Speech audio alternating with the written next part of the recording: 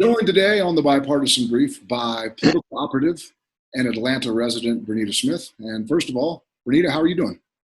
I am hanging in there, dealing with the corona pandemic virus, stay at home. Well, we've seen lately with the death of Rayshard Brooks that Atlanta's become the center of the national protest. And I'm curious to know what you've been seeing and reading and hearing. What I've been seeing is a lot of people very angry that another Black man was killed by the police unnecessarily. And a lot of people are outraged, and they're trying to express themselves in various ways, from having peaceful protests to just doing petitions and things like that. And as far as like what you're hearing from the community, friends, activists, things along those lines, what are you hearing in terms of the specifics of what's really happening in the ground? The AJC's been doing a pretty good job of covering it, it feels like to me, but there's no way they can cover everything. So I'm curious if you wouldn't mind coloring in the lines for us a little bit. Well, I think that, there's a lot of people that are going to take advantage and do a lot of protests on Juneteenth. And then there are people that are still, that are going out. They did a protest from the Capitol to City Hall the other day, talking about not only Rayshard Brooks, but also George Floyd and Ahmaud Arbery and Breonna Taylor. So, I think they're just looking at it in different ways, and they're hoping that there's more information or more policies that comes out from the Atlanta City Council. Right now, they're not too happy about the policies. We have a community review board that needs to be increased in funding. I think they do a great job, but they don't have enough funding for as many investigators, and they're not really publicized a lot from our Atlanta City Council. So I think more people need to know about that. There exists a community review board that you can report your complaints to. So in Atlanta, the people can report complaints directly to a citizen review board rather than having it get filtered through the police department first? Yes. So I was listening to the executive director on Georgia Public Broadcasting the other day. And the way it goes is you go in, you report your crime, or you report your complaint. They write a report. They do their own investigation. And then from that investigation, they record their findings for it, and then they give that to the police. And then they do their report. And like 3 years ago, he said only 17% that the police department agreed with them. And now it's up to 41%. So there's a lot more work. Yeah, the final say so is with the police department. Oh, so the citizen board reviews and investigates, but Yes. then the police chief makes the determination. Yes. Probably in consultation with the union, I'm guessing. I'm guessing a lot with the union, which is why they're only at 41% match. Well, there certainly are 41% may very well be too low, but there certainly are departments out there that are a lot lower than that. I know in Houston, for example, my hometown, the 12-person review board is 6 are handpicked by the union boss, 6 are handpicked by the police chief. Oh, yeah, no, ours aren't. We don't even have 12. But so no, they're a completely separate entity, but they do receive funding from the city of Atlanta. And the gentleman was speaking about how DC gets $3 million a year. We don't even break $1 million a year in Atlanta. And we have crime. Our crime rate is 3 times as high as DC. With a lot more people as well in Atlanta proper versus DC. Yeah. Exactly. So politically, I heard Mayor Keisha Lance Bottoms issue a strong statement against those people who have, in her opinion, cross the line from protesting to rioting, whether that's arson or whether that's theft. And she took a lot of heat for that. I'm curious about you as a black lady who lives in Atlanta and operates in political circles. I'm curious to hear your perspective on what she said. Well, let's just talk about the whole burning down stuff. Stores have insurance. Looting, stores have insurance. People's lives can't be replaced. So I don't even think they're even equivalent to each other. So, And I'm sorry. go ahead, you go. Well, I was just going to say, so it sounds like to you, you felt that her words, to some extent, drew an equivalence between the death Yes. of Rayshard Brooks and I think that's a lot. I think a lot of people are drawing equivalence and they're using it as, oh, they're looting, so they're bad people. So that's the end of it. So there's no, they're not looking beyond why.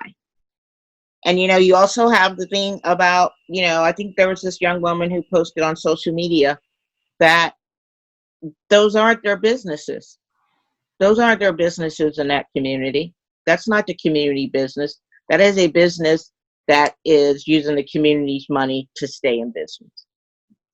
When we're talking about national chains like Wendy's, now they can rebuild. They can rebuild easily. So it sounds like you're saying while you're not directly approving of arson and theft, you're frustrated that people are drawing equivalence between arson, theft, and then the loss of a human life. Yes, I'm definitely not cool with drawing an equivalent because those are two separate. I mean, they do it because they're frustrated. Some people do it because they're frustrated. There's other people who come into the Black community and do it so the blame can be put on the Black protesters. And for example, they have two people that are the police are searching for right now in Atlanta, and they're both two white women that they believe are of interest for the Wendy's burning.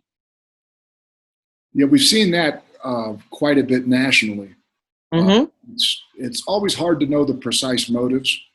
There are some what could popularly be called Antifa, although I think Antifa is not structurally organized in the way that many assume it is. So there may be people who are loosely aligned with the Antifa movement who are not actually part of it.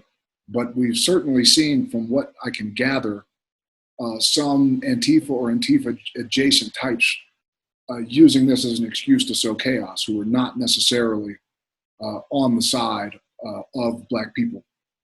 And I've also seen that there are people who are literally purposefully attempting to frame Black people. They know that broken windows and burning buildings will make the news, and that the popular assumption might be that, well, that was done by Black people because they're the ones who are mad right now. And we've seen a little bit of that as well. It's hard to know the motives. It's hard to know the percentages. But Yeah, I agree. I totally agree. And I don't know if they are Antifa or they're just anarchists. And so approximately, what would you say the breakdown is from everything you've seen, heard, and read? What would you say the breakdown is in Atlanta as a percent in terms of peaceful protests versus other things that some find objectionable? I would say 95 peaceful, 5% objectionable. And they only occur that first night. It's not an ongoing thing. We've never had 2 nights of unrest where there were buildings that were burned or broken into or looting. We've never had that. What do you say to the crowd? I read this a lot on social media. What do you say to the crowd that looks at the death of Rayshard Brooks and says, well, he shouldn't have been resisting arrest. He shouldn't have been running from the police. What are your thoughts to that crowd? And I'm sure you see a lot of those same comments yourself. Oh yeah. So if you look at the Rayshard thing, so if a police they said you're, drunk, right? But they talk to you for 20, 30 minutes. Now, everyone knows that you will sober up real quickly. If you've never been stopped by the cops, you will sober up real quickly. Or if you've never been to a bar, outside of a bar, anywhere, there's no way you can talk to someone for 30 minutes and they haven't sobered up to some degree. But that happens all the time. So he's having this conversation. All of a sudden, they're like, "Oh, we're going to arrest you." And he's like, "For what? You should have did that in the beginning. But now you want to arrest me, and you're still not giving me a reason to why you want to arrest me, just because you have power that you can arrest me."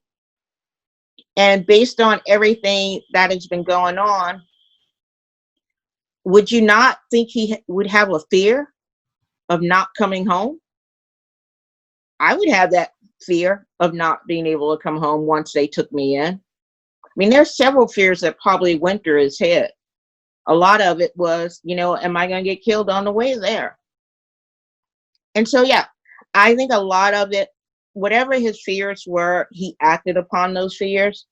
But I think also a lot had to do with the way that one cop responded was, I'm just going to break it down to you. He got his butt kicked. Both him and his partner got his butt kicked. And I think it had a lot to do with adrenaline. I think it had to do with some embarrassment. And I think there had to be a whole lot of male stuff going on for him to be like, "Oh, okay, I got you now.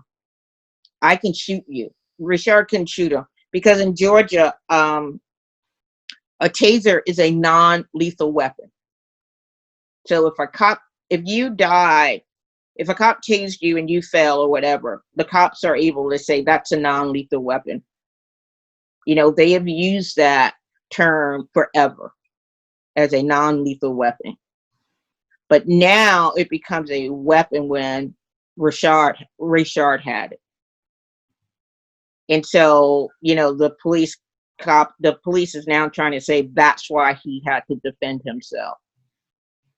That wasn't the reason why you defended yourself. You were in no threat because it's a non-lethal weapon. What was going to happen? So, and then I think people, if you don't know the fears of a Black man, then I don't really think you can make the assumption of he didn't do what was told. Well, what he was told didn't make any sense to him and he wasn't given an explanation. So that's my take on it. So it sounds like you're saying that what some people call resisting arrest, other people could call self-defense based on fear for their physical safety. I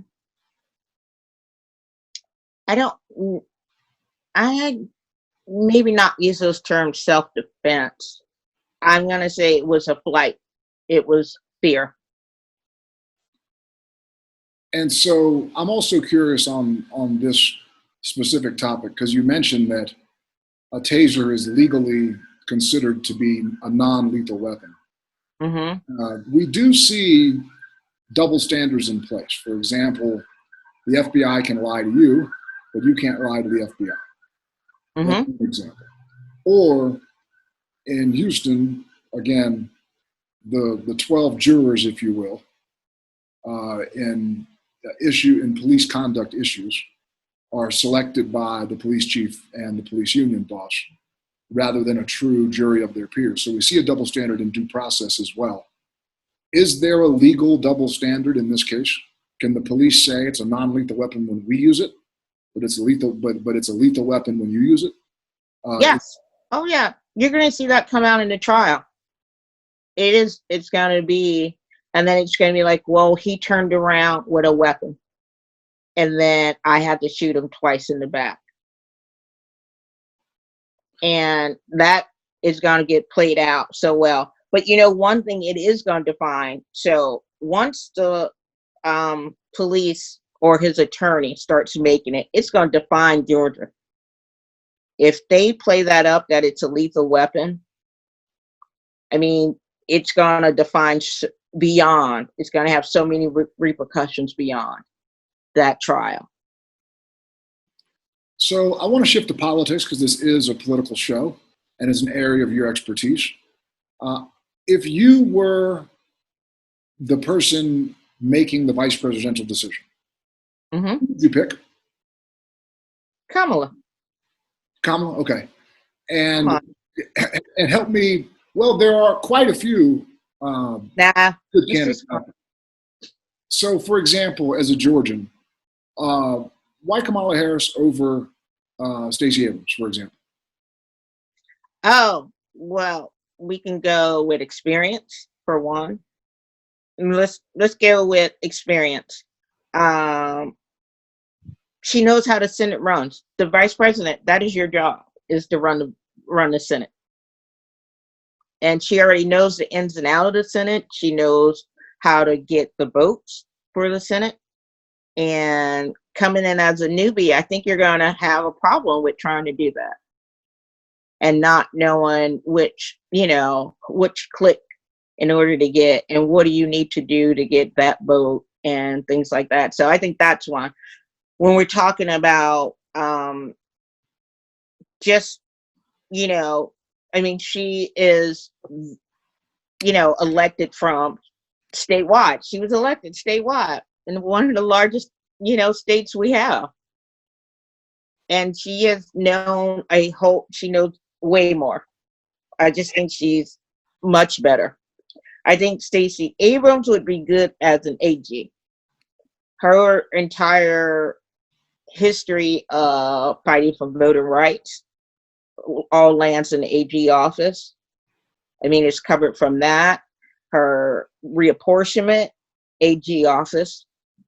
Fighting for, minorities who are not, followed by the law, that are not getting their first shake. That's an AG position. So I think Stacey would be a better AG candidate. So you see a cabinet post for Stacey Abrams. You just think that Kamala Harris is better qualified to be the vice president.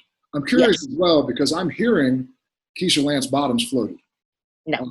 I'm not hearing. She's going to be a little bit busy. I'm not hearing London Breed, the San Francisco mayor, floated. And no, I'm curious. I'm curious your thoughts on both of them as candidates. Why one's being considered, how strongly Mayor Bottoms is being considered, and then. Well, Mayor Bottoms was the first one, really to come out for Biden before he was even, before he became popular. So I think that's one thing. I think Mayor Bottoms would be really good with helping Biden with engaging suburban women and getting them organized, because she can do her emotional spiel that she does, her political emotional. I think she has that one packed down more than anyone right now. She's definitely not at the level for vice president. She was only on city council for 2 terms and then ran for mayor. Her experience is to be an executor, might work in not doing policy for the entire country and helping him direct policy. And she also doesn't have the international background. Part of being a vice president is you need to understand the international. Stacey Abrams has is better suited for, if you compare those two, is better suited for the international than Keisha Lance Bottoms.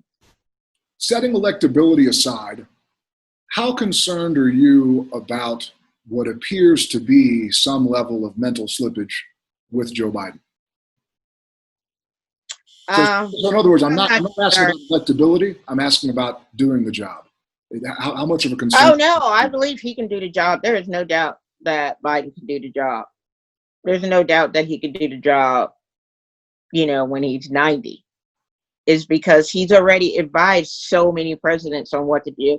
Another thing about Biden is he's thoughtful. He has empathy, and he doesn't have an ego where he can't ask the right person what needs to get done. And that's why I like Biden, because he builds coalitions. He doesn't tear down coalitions, he builds them. So it sounds like you're saying that because he's a coalition builder and a team builder, even if he's slipping a little bit mentally, being president is not the same as being a king. He's not going to have every single thing on his plate. quite a bit of it will be more properly allocated or delegated. Is that a fair understanding? That's a fair understanding, but he knows that the buck stops with him. You will never hear Joe Biden say, "I'm not responsible." And then my last question is, unless you have other things you want to discuss, is the Joe Biden campaign. What are your thoughts? What are they doing right, and what do you wish they would do differently or better? One thing I think they really are going to have to do is, you can't wait for the last 30, 60 days of a campaign to reach out to Black folks. Can't do it. We're tired of it. And I think Joe has done some good job on it, but I think he needs to do a lot more. I think he needs to come out from the basement and maybe do some talks on his front lawn. I think he has to give the young people a reason to vote for him, not because we don't want Trump anymore. I think in general, we need to get the young people a reason to vote, because once again, we'll have young people not voting. So he needs to offer a reason or several reasons why they need to vote for him.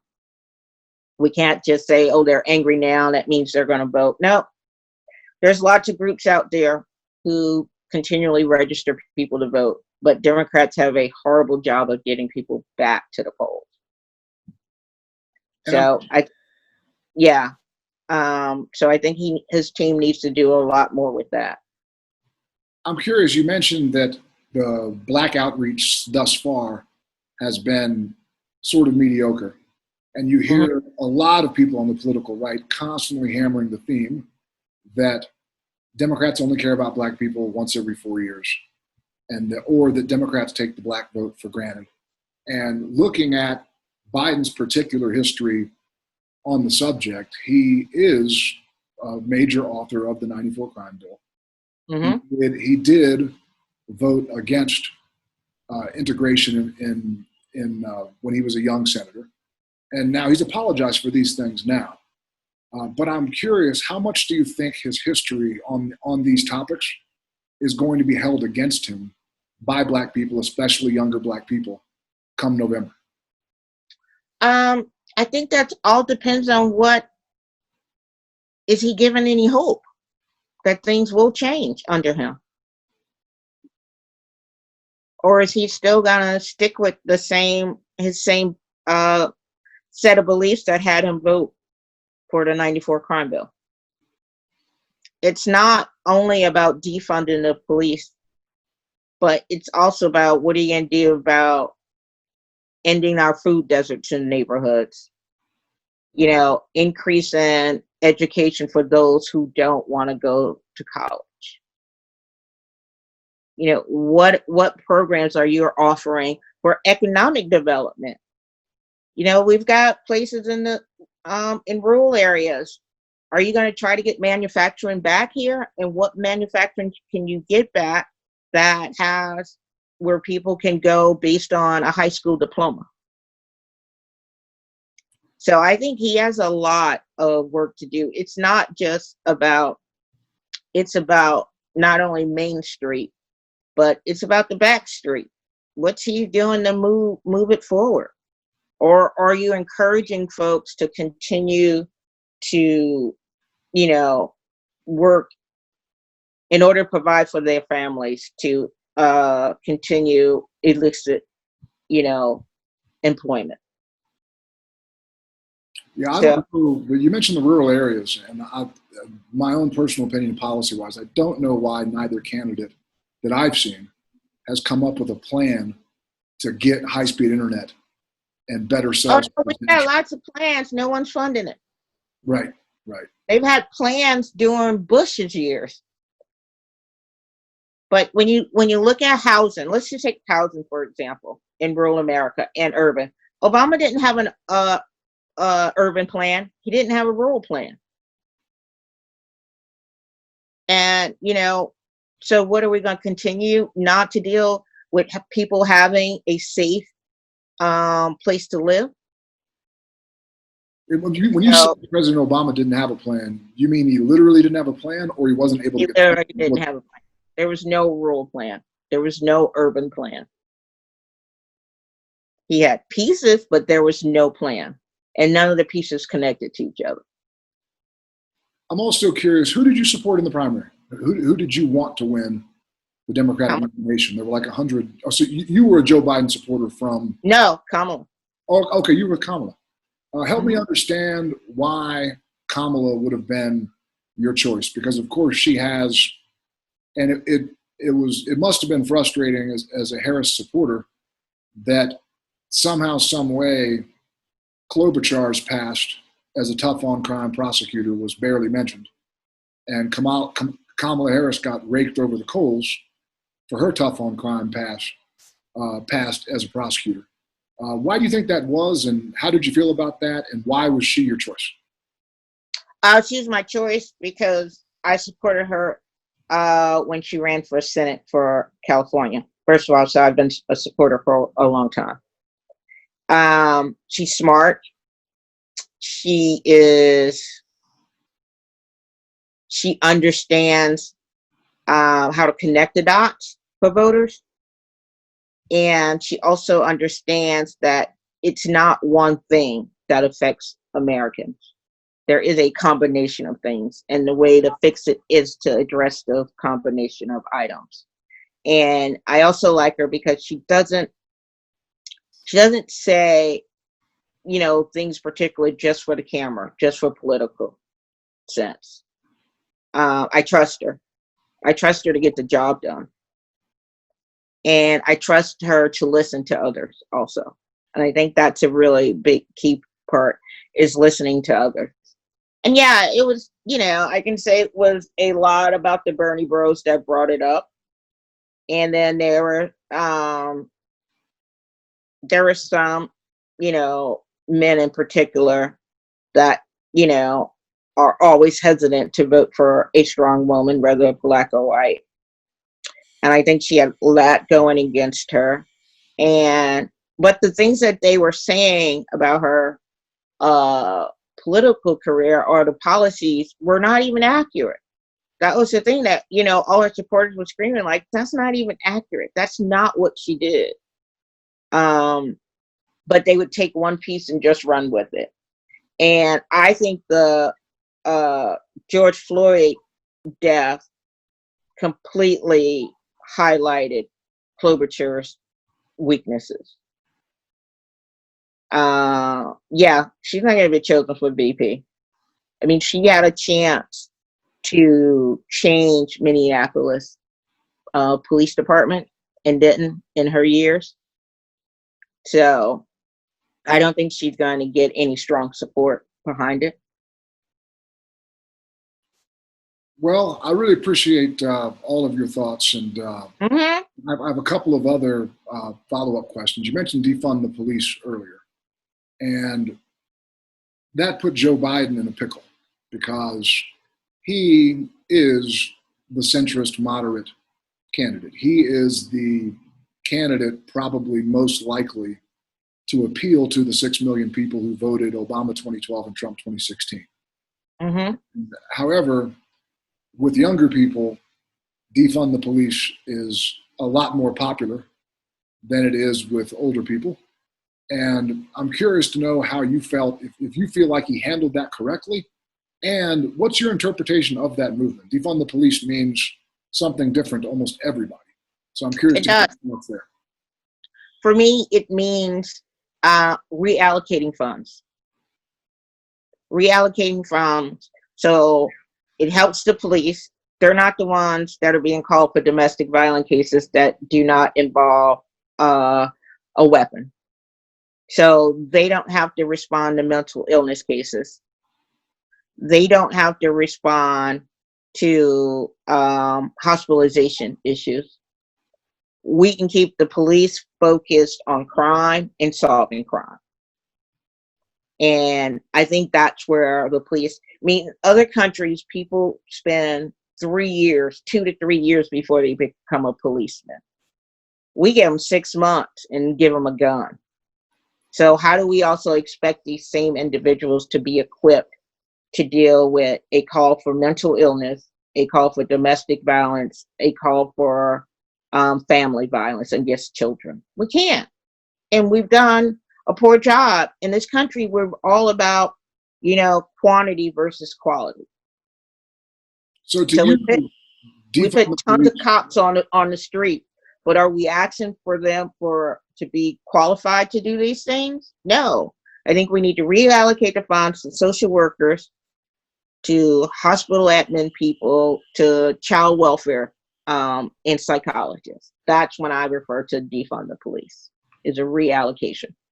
so you're saying, and I've heard others say the same thing, that what you're really trying to do is help the police by taking things off their plate that shouldn't have been there in the first place. Yes. By fully funding other entities Yep. that ought to be the ones in charge of that to begin with. Exactly. And I've written this before. I often feel that liberals are not so good at the branding thing, right? If you take law and order as a brand versus defund the police as a brand, law and order is the much better brand. In terms of appeal. Now there is a section of people who want to abolish the entire police. I think I don't think we need to abolish the entire police department. I think they need to have more training, and I think we need to take a ton of stuff that they are so unqualified for off of their plates. How did you feel about Biden's tightrope tap dance with the statement they put out about defund the police? See, here's the thing. I think Biden, I get his tightrope dance, but I think when it comes down to it, like he said, they would have legislation where you don't receive funding if you don't meet these criteria. And I think that needs to be the case. Like if your city has not, doesn't have social workers on hand for 911 call, then you shouldn't receive all your funding. There has to be we can't just freely give money to police departments where we know they're going to get military grade equipment to harass minority communities without them also adding in what are they doing to help minority communities. What services are they putting back into it? And currently right now, there's no services that they're putting back into minority communities. It's just completely just an iron fist. So to you, I think Joe is gonna do good. I think he's gonna do right. So the Bernita Smith plan is fully fund other entities to handle the things police are not well trained for. Yes. 1. 2, make sure the police are more properly vetted and trained, and that the training is ongoing. And 3, hold police departments accountable by potentially withholding federal funds if they refuse to implement meaningful reform. Is that yes? Right? Yep. We definitely have to hold them accountable, especially the unions. The unions are ridiculous. It's worse than mafia. The police union. Labor union's not. Police union is a completely different breed. They're a completely different entity than other unions. So I think we have to, and you know what? We also have to check politicians who go to the police union for support to be endorsed. Yeah, the interesting thing about unions is that they essentially all unions have the 2 essential functions. One is to fight for workplace improvements, whether that's salary or benefits or retirement. And 2 is to fight for the jobs of the individuals who get in trouble. And so I don't view police unions as fundamentally different than other unions, with the caveat being that the consequences for a bad employee in policing are so much higher to the citizenry than, right, like one bad teacher So, okay, so 100 kids don't learn much about world geography for 1 year. Well, versus the consequences of a bad police officer is George Floyd winds up dead, or Rayshard Brooks winds up dead. And so I quibble with you a bit on, in a vacuum, police unions are different. I agree. Well, they are different because in a labor union, if an electrician kills another electrician, he's held accountable. Or if they start a house fire, they're held accountable if they didn't do something. If a policeman kills a civilian, they're not held accountable for it. So you're saying the electricians union does not fight for the electrician who burned a house down to keep his license? They do, but that electrician also is held accountable where he has to pay for damages. Oh, you're saying and paying for damages are different. Electricians don't have qualified immunity. Yes. And it was police unions that pushed that policy through. Yep. So, well, I wonder if you have anything else to add before I let you run. No, thank you for having me on. No, I really appreciate you. Good to see your face and good to catch up. And, I know, good to see you too. And hopefully we will visit sometime soon. Yeah, that's what you say. That's going to be like next year, according to Dr. Fauci. We can go back outside. Yeah, ain't that the truth? Well, y'all numbers are rising there in Texas. So is Georgia. Yeah, I know. I do a coronavirus one on the weekends, just looking at week over week. Mm-hmm. We were all hoping that the summertime was going to really punch this thing in the face, and it hasn't. You know, we're seeing cases exploding in Arizona, cases going way up in Texas, and these, of course, are warm weather states. And not to make everybody listening and you and me even more depressed than we already are, but I read a Washington Post article today where a team of doctors and scientists is essentially saying, hey, the coronavirus probably isn't going away ever. Now, as people get it and recover and our bodies learn to deal with it, they were expecting within a decade, the symptoms of coronavirus could be similar to a common cold. So they're not saying that it's going to be a deadly pandemic indefinitely, but they were indicating that this thing is probably here to stay, which I was not exactly pleased to read. I don't know if you saw the same article or not, but anyway. So, Bernita Smith, thank you so much. Thank you, sir. I really appreciate you. All right, call me anytime, bud. Okay.